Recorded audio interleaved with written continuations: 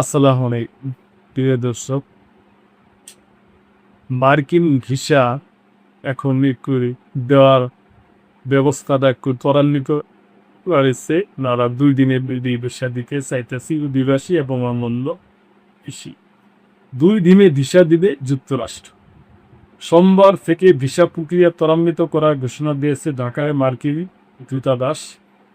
অভিবাসী ভিসার জন্য ভিসা প্রক্রিয়া 2 দিনে বাস্তবায়ন করার ঘোষণা দিয়েছে। রোববার এ তথ্য জানায় মার্কিন দূতাবাস। দূতাবাস জানায় এই ঘোষণা 1 জুন থেকে কার্যকর।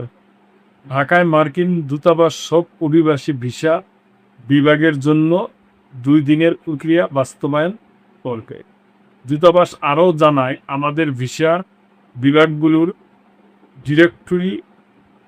ডিরেক্টরি দেখুন এবং আরও তথ্যের জন্য অভিবাসী ভিসা বিভাগগুলো দেখুন। তো আমি মনে করি এটা ভালো একটা উদ্যোগ। দেখা না যদি ভিসা ব্যাপারটা কাগজপত্র এগুলো যদি ওনারা চেক আপ করে মানে তাড়াতাড়ি করে, তবে তারা প্রিয় দর্শক, এ ব্যাপারে আমার তেমন কোনো অভিজ্ঞতা নাই। আপনাদের যদি কোনো মন্তব্য থাকে অবশ্যই বলবেন এবং সাবস্ক্রাইব করে চ্যানেলটির পাশেই পাই। আল্লাহ।